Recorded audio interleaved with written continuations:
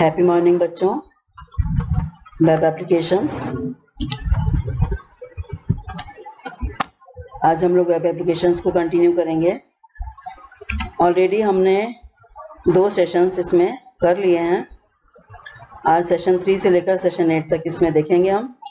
तो सेशन 3 देखिए, introduction to instant messaging, then chatting with the contact, then creating and publishing web pages, then using offline blog editors, online transactions and internet security.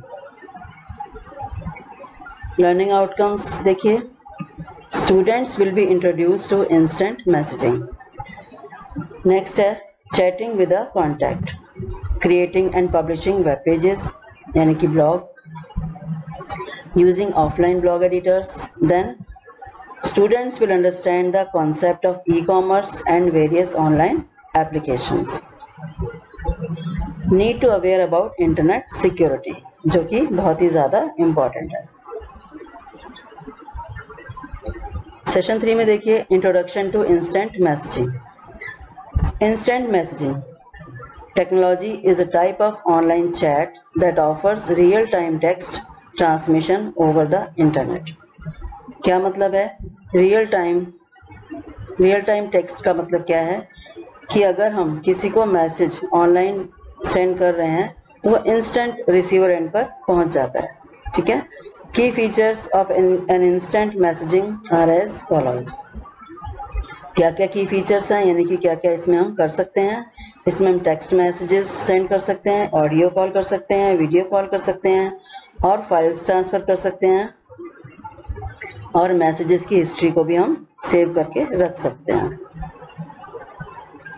Instant messaging services 2 type की हैं, application based and web based. Application based instant messaging software is downloaded and installed on users computer.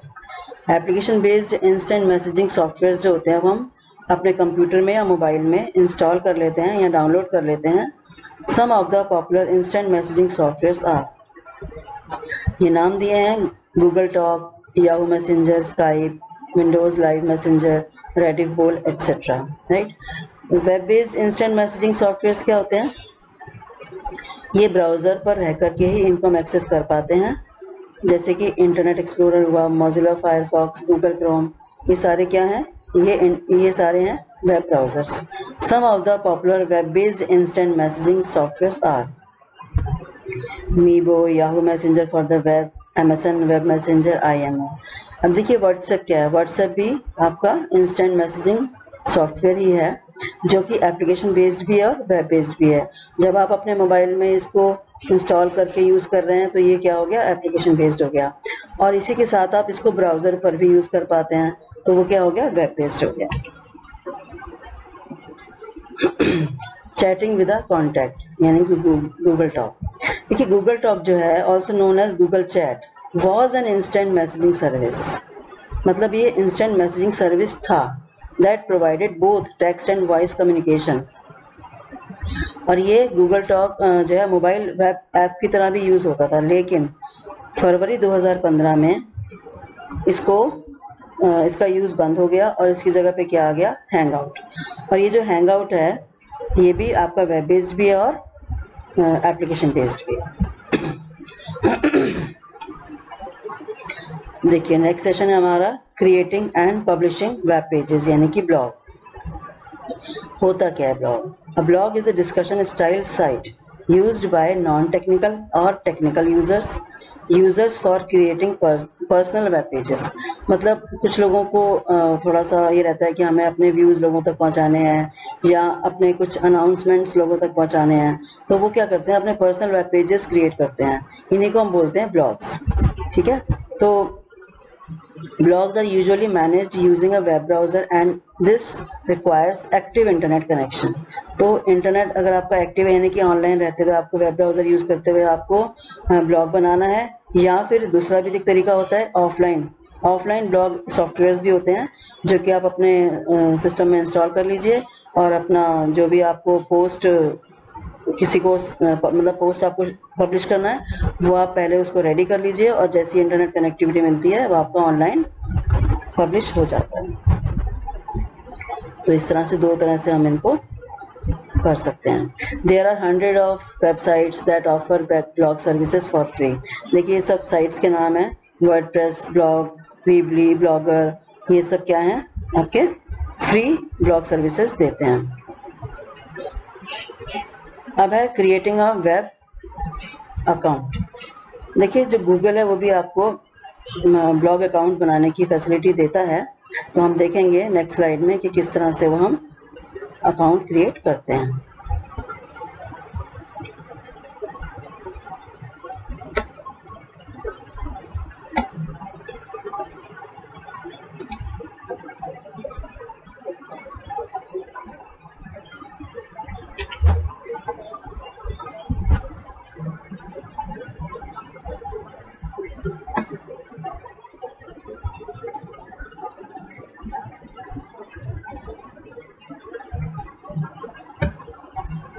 कैसे बना सकते हैं एक बार देख लेते हैं।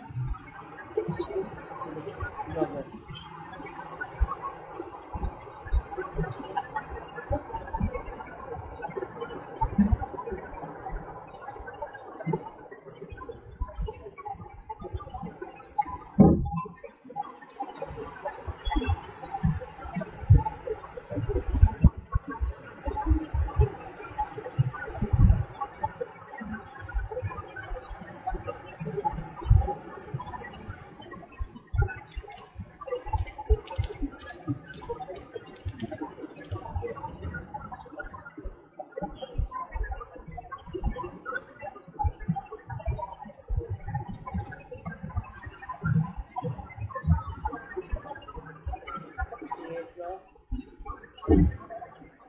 यहाँ पर देखिए जो भी हमको टाइटल देना है वहाँ पर हम देंगे। जैसे मान लीजिए मुझे देना है DHTSV।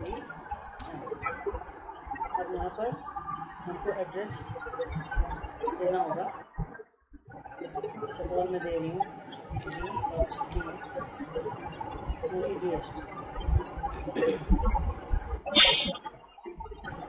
Sorry this blog address is not available, तो इसको हम थोड़ा सा चेंज कर लेते हैं। DHT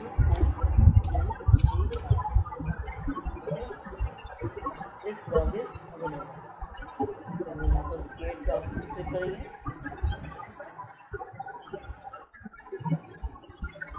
created successful, right. अब यहाँ पर हम अपना जो भी हमको पोस्ट ऐड करना है यहाँ पर हम क्रिएट न्यू पोस्ट पर जाकर के टाइटल देना है। सपोज मुझे देना है हेलो वर्ल्ड, राइट। यहाँ पर जो भी आपको अनाउंसमेंट, इवेंट या कुछ भी करना है आपको यहाँ पर अपना टाइप कर सकते हैं। सपोज मैं टाइप कर रही हूँ this is my first post, right. इसका प्रीव्यू भी देख सकते हैं आप यहाँ से, ऐसा दिखेगा।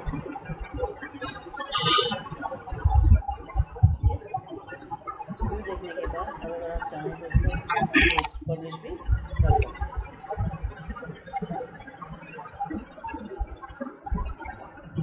देखिए अब नेक्स्ट है आपका session number 6, using offline blog editors.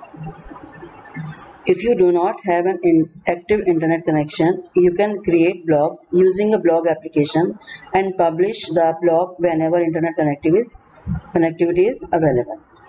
तो ऑफलाइन जो ब्लॉग एडिटर्स हैं उनके नाम हैं कुमाना, Windows Live Writer and Blog Desk. देखिए online transaction, session number 7। Online shopping is a form of electronic commerce where customers can buy or sell goods over the internet। आप लोग सब जानते हैं आजकल बहुत से लोग ऑनलाइन शॉपिंग करते हैं, ऑब्वियसली आप लोग भी करते ही होंगे।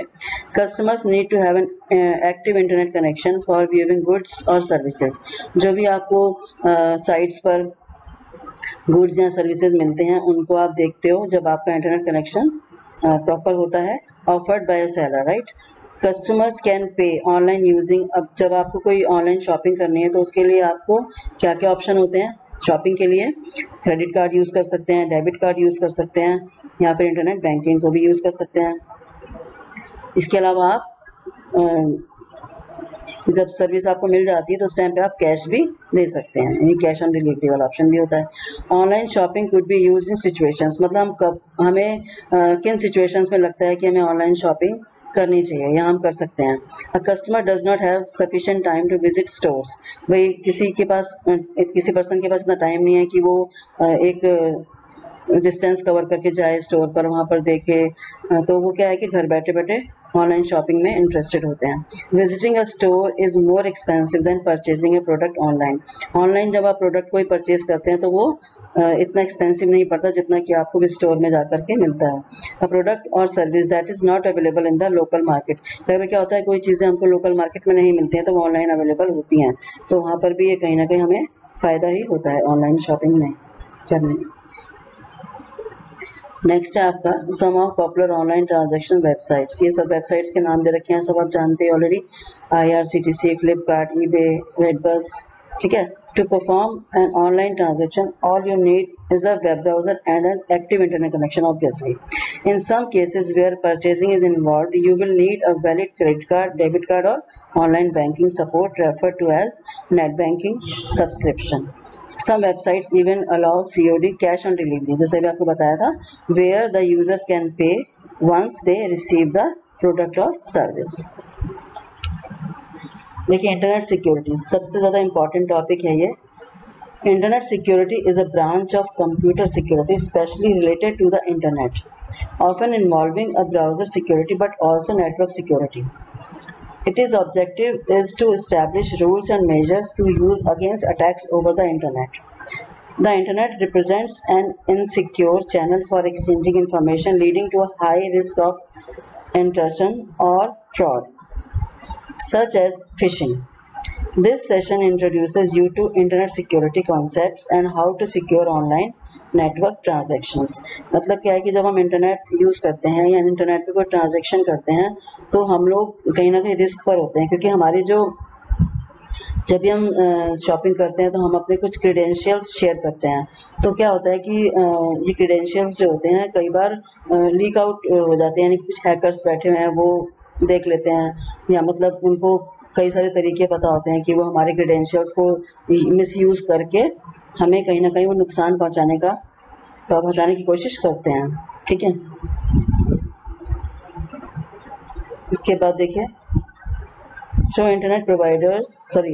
though internet provides valuable information and entertainment, it may leave your computer unsecure due to many online threats। देखिए बहुत सारी ऑनलाइन थ्रेट्स आजकल चल रही हैं, साइबर क्राइम बहुत हो रहा है आजकल। You need to ensure that your user name, password, credit card और ऑनलाइन बैंकिंग इन्फॉर्मेशन सिक्योर। तो आपको अपने जब भी आप ये सब यूज़ करते हैं, इंटरनेट बैंकिंग करते हैं, जो भी इस तरह के आप ऑनलाइन ट्रांजेक्शन्स करते हैं, तो आपको बहुत केयरफुल रहना है, और उसके लिए हम जो भी प्रिकॉशंस लेते हैं उसको हम आगे डिस्कस करेंगे अभी। As they are prone to be tracked and used by unauthorized users, right? Some websites can also install malware on the computer without user consent। तो क्या होता है कि बिना मतलब यूज़र को पता भी नहीं होता है और उसके सिस्टम में कुछ malwares इंस्टॉल हो जाते हैं, ठीक है, thereby leaving the computer damaged और insecure, और सिस्टम को डैमेज कर देते हैं या इनसिक्योर कर देते हैं। तो ये सारी चीज़ें अभी हम देखेंगे आगे इसमें। Online threats such as phishing, email spoofing, chat spoofing, etc. can increase the chances of users getting compromised। तो हमें नेट यूज़ करना है तो हमें ये सारी चीज़ें हमारे लिए एक तरह से चैलेंज है, तो हमें अपने आप को सेव करके चलना है। You can reduce the risk by using best practices. तो ऐसी कौन सी प्रैक्टिसेस हैं जिनको हम यूज़ करके इस रिस्क को रिड्यूस कर सकते हैं, आगे देखते हैं। Best practices for security. सबसे पहला यूज़ स्ट्रॉन्ग पासवर्ड। जब भी हम नेट बैंकिंग वगैरह करते हैं तो हमको एक स्ट्रॉन्ग पासवर्ड बनाना चाहिए। तो स्ट्रॉन्ग पासवर्ड कैसा हो सकता है, उसमें अल्फ़ाबेट्स कैपिटल भी हो सकते हैं, स्मॉल भी, और उसमें आप कुछ सिंबल्स डाल दीजिए, कुछ आप उसमें न्यूमेरिक वैल्यूज़ डाल दीजिए। तो इस तरह से करके आप उसको एक स्ट्रॉन्ग पासवर्ड बना सकते हैं। Backup your data. अपने डेटा का हमेशा बैकअप लेकर के चलना चाहिए। अगर कहीं कुछ प्रॉब्लम आती है तो आपके पास एक बैकअप होना चाहिए। Use encryption software. Encryption softwares को यूज़ करना चाहिए। मतलब इस तरह के सॉफ्टवेयर होते हैं कि जिसमें आपकी फाइल में है क्या किसी को कुछ समझ ही नहीं आएगा, एनक्रिप्टेड फॉर्म होगा, और जब इसको यूज़ करना हो तो उसको डिक्रिप्ट कर लो। Keeping your user name and password private, अपने पासवर्ड और यूज़र नेम को हमेशा प्राइवेट रखना चाहिए, किसी के साथ भी शेयर नहीं करना चाहिए। रजिस्टरिंग विद वेबसाइट्स, जिन वेबसाइट्स पे आप रजिस्टर कर रहे हैं तो आप पहले देखिए वो वेबसाइट्स ऑथेंटिक है या नहीं है, कहीं कोई चीटिंग तो नहीं होने वाली है आपके साथ में, तो बहुत अवेयर रहने की ज़रूरत होती है। Do not share personal information, अपनी पर्सनल इन्फॉर्मेशन, अपने जो क्रेडेंशियल्स होते हैं वो किसी के साथ शेयर नहीं करने चाहिए। सिक्योर ट्रांजैक्शंस हमेशा सिक्योर तरीके से करना चाहिए। जैसे मान लीजिए आपने किसी और के मोबाइल से यानी किसी और के इंटरनेट कनेक्शन से अगर आपने कोई ट्रांजैक्शन कर ली तो वो रिस्की हो सकता है। Use antivirus and anti spyware software, हमको अपने सिस्टम में एंटीवायरस और एंटी स्पाईवेयर सॉफ्टवेयर को इंस्टॉल करके रखना चाहिए। एंटीवायरस तो आई गेस आप लोगों को सबको आइडिया होगा। एंटी स्पाईवेयर क्या होता है? देखिए स्पाईवेयर क्या होता है, पहले तो कई सॉफ्टवेयर्स ऐसे होते हैं जो हमारे सिस्टम में अननोइंगली जो है वो मान लीजिए किसी ने हमारे सिस्टम में उसको इंस्टॉल कर दिया और वो जो सॉफ्टवेयर है वो पूरा वॉच रखता है कि हमने क्या क्या एक्टिविटीज़ अपने कंप्यूटर पे की हैं। तो इन सब से बचने के लिए हमको एंटी स्पाईवेयर सॉफ्टवेयर को इंस्टॉल कर रखना चाहिए। Do not immediately respond to mails from unknown users, अगर कोई अननोन यूज़र्स के थ्रू कोई मेल्स आई हैं तो उनको हमें कभी भी ऐसे एकदम से बिना सोचे समझे रिस्पॉन्ड नहीं करना चाहिए। पहले सोचना समझना चाहिए कि ये मेल आई कहाँ से, हमको रिस्पॉन्ड करना भी है या नहीं करना है। उनको ओपन भी नहीं करना चाहिए ऐसी मेल्स को। क्लियर ब्राउज़र कुकीज़ फ्रिक्वेंटली, अपने जो भी आपने वेबसाइट्स एक्सेस करी हैं तो क्या होता है कि एक हिस्ट्री में वो सारा आ जाता है, आपको हिस्ट्री में जाकर के वो सारा क्लियर कर देना चाहिए।